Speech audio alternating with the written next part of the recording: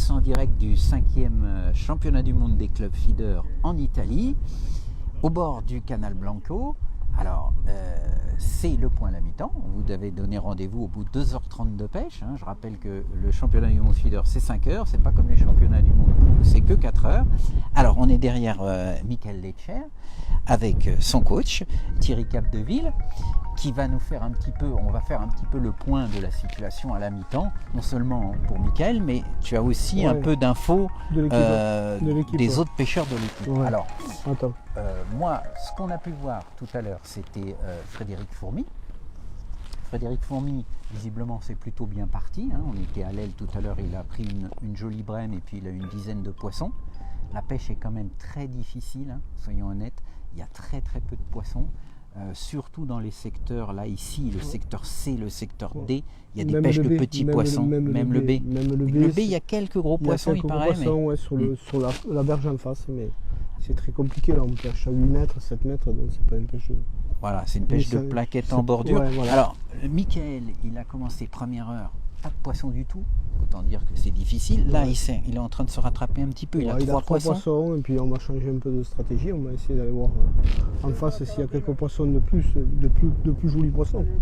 Voilà, parce que de l'autre côté, Vincent a fait un beau poisson de 2000. Oui. Voilà, donc oui, pour l'équipe de Rodez, il y a aussi Gaspard. On a mis la vidéo tout à l'heure. On était derrière lui. Il a fait un petit mulet. Enfin petit, de 500 grammes. Donc ça compte beaucoup. C'est un poisson bonus sur des pêches aussi difficiles. Donc il y a Vincent qui a pris un gros poisson. Ouais. C'est quoi? C'est un mulet ou une carpe de 2000? Une carpe de 2000. On a aussi Guillaume Bréja qui a fait quelques poissons sur la bordure. Donc un joli poisson, je pense, d'après les infos que j'ai. Guillaume, il est dans le secteur B. Voilà. Et on a Jérôme Douchesse qui avait 4 poissons ou 5 poissons, mais aussi qui cherche. Dans le secteur A.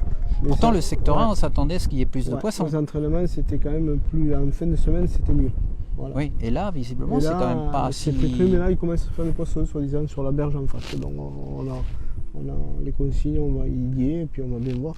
Alors, ce qui se passe, c'est que Michael, en fait, il alterne une pêche à 7-8 mètres pour des petites plaquettes, et il pêche aussi de l'autre côté, alors avec un feeder de type Window, j'ai vu. Ouais, Window, avec... Ceux qui ne connaissent pas, c'est des feeders un peu missiles, avec le plomb tout à fait au bout, qui permettent des lancers plus précis, plus longs, parce que là ça fait loin quand même. 70 mètres. 70 mètres.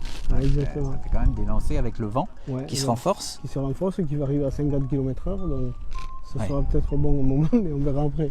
Bon, ça va, il est pas trop de travers, il est un peu dans le sens comme ça du courant. Bon, après, c'est un très bon pêcheur, donc il va y arriver, ils sont habitués. Ah ça, oui, il est lancé. Avec l'équipe de France, ils sont habitués. Il n'y a pas de problème. Bon, alors c'est ce qu'on avait dit un petit peu au début. Les poissons bonus risquent d'être déterminants, savoir s'il y en aura beaucoup, pas beaucoup. Il y a beaucoup d'équipes qui commencent un petit peu évidemment à les chercher parce qu'ils voient que les pêches de brème, il n'y en a pas des masses.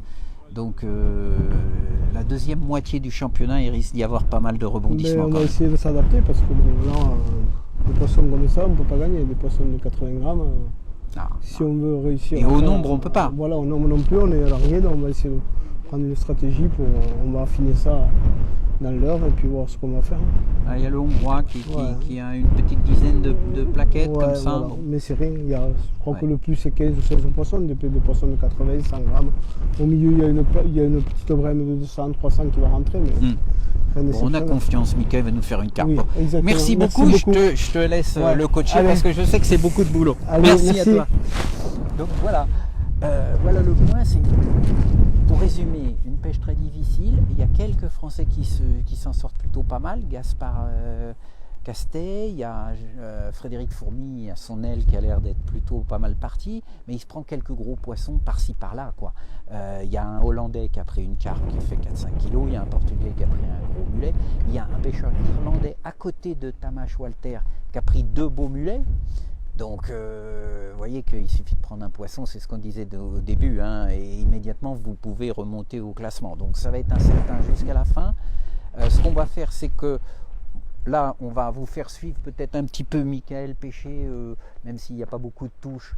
On va vous montrer un petit peu Michael en train de pêcher. Voilà, et puis ensuite nous, on reprendra la voiture, on va essayer d'aller voir, on a encore le secteur B le secteur B à voir, et puis surtout le secteur A où en fait on fera la pesée, parce que c'était normalement le secteur où il y a le plus de poissons. A priori, aux dernières nouvelles, c'est quand même pas la folie non plus. Mais on ira faire la pesée dans le secteur A, parce que en plus dans le secteur A, l'avantage, si vous voulez, c'est que les deux pêcheurs français sont dans le même sous-secteur. Comme je l'avais dit, c'est très difficile pour nous de faire une pesée entière d'un secteur avec 43 pêcheurs. Ça va durer plus d'une heure et demie, ce sera même lassant à suivre. En revanche, un sous-secteur, c'est que 21 ou 22 pêcheurs, donc ça va, on fera la pesée donc de tout le sous-secteur où sont les Français dans le secteur A. En plus, il y a d'autres équipes importantes qui sont dans cette partie. Il y a un pêcheur de l'équipe hollandaise championne du monde, il y a un pêcheur de l'équipe Tubertini italienne, il n'y a pas le Hongrois est dans l'autre partie du sous-secteur, mais par contre il y a les Belges. On a vu un Belge tout à l'heure prendre quand même assez régulièrement des plaquettes, mais franchement les pêches pour l'instant sont très très faibles. Au bout de 2h30 de pêche, je pense que 90% des pêcheurs sont en dessous de 1000 points, donc c'est quand même assez difficile. C'est pas forcément passionnant effectivement à suivre, parce que tout le monde essaye d'attraper ces petites plaquettes en bordure. De plus en plus on a des gens qui commencent à tenter d'aller prendre de l'autre côté, mais de l'autre côté c'est pas forcément non plus des gros poissons, hein. Il y a aussi des petites plaquettes à prendre, alors c'est pas facile. Vous pêchez donc avec un feeder window à 70 mètres du bord en tresse, et que vous piquez de petites plaquettes, c'est pas forcément évident. Donc surtout pour ne pas les décrocher, c'est ça le problème.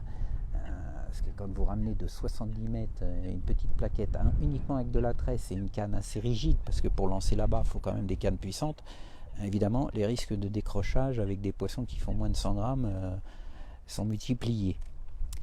Donc voilà, écoutez, on va essayer de continuer. Là, il n'y a pas trop d'activité, hein, soyons honnêtes. Donc je vous dis, je vais vous faire un petit travelling. On va se prendre un petit peu comme au cinéma pour voir un petit peu le parcours. Ici, vous voyez donc sur la droite, il y a le Hongrois qui prend un poisson là à 2 places. Je vais aller le suivre. Comme ça, on va vous montrer au moins un poisson, parce qu'on n'en voit pas trop. Alors, c'est Vido Ferenc. C'est donc un pêcheur de l'équipe de Tamás Walter. Alors je me dépêche parce que c'est pas bien. Et puis on va, voilà. Vous voyez qu'il pêche, comme je l'avais dit au tout début, en fait avec des petits cache-feeders rouges, de couleur rouge foncé. Alors je ne sais pas si c'est exprès la couleur, mais c'est des tout petits cache-feeders métalliques avec des toutes petites mailles qui est en montage à plat, hein, tout simplement.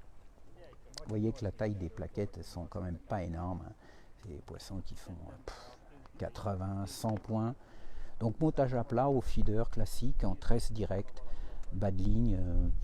Alors il y a pas mal de pêcheurs qui ont raccourci, hein. Tout à l'heure quand on était derrière Gaspard, quand il a fait son mulet, il pêchait avec un bas de ligne relativement court, environ 50 cm. Là, si on regarde bien, vous voyez, il a 70 cm. C'est une longueur assez classique pour pêcher les plaquettes. Et donc un tout petit feeder avec son amorce noire au fouillis, vous voyez qu'il pêche pas loin du tout. Bon, alors lui, là, il a un petit peu de poisson quand même, un peu plus que Michael. Pour Michael, c'est quand même très difficile pour l'instant, mais encore une fois, il suffit de prendre une belle brème, ou encore mieux évidemment un carpe au mulet, pour que ça change complètement la donne. Donc, la manche se termine à 15h, donc ce que je vous propose, c'est que nous, on prenne la voiture, parce que le secteur A est à 10 km d'ici, donc on a une petite trotte. On va aller là-bas dans le secteur A, on va suivre un petit peu ça, et on prendra l'antenne à 14h30, hein, comme convenu. C'est-à-dire, du coup, comme la manche a été retardée d'un quart d'heure, en fait, quasiment 3 quarts d'heure, on pourra vous faire suivre la fin de la manche. Ensuite, on essaiera de faire donc la pesée du sous-secteur A, où se trouvent les deux équipes françaises. D'ailleurs, je crois que j'ai eu l'info pourquoi la manche a été retardée d'un quart d'heure. Malheureusement, c'est qu'un pêcheur, vous voyez que les berges sont quand même pas faciles, elles sont bien en pente et il y a des cailloux, et visiblement un secteur dans le secteur B s'est tordu la cheville, il a dû être emmené à l'hôpital visiblement. Donc c'est pour ça qu'on a retardé la manche de 15 minutes. Voilà, bah écoutez, bon appétit à ceux qui vont manger, et puis on vous dit à tout à l'heure, vers 14h30, peut-être même 14h45, pour suivre la fin de cette première manche du 5e championnat du monde feeder des clubs, et ensuite on suivra la pesée des pêcheurs français. Merci à tous, à tout à l'heure.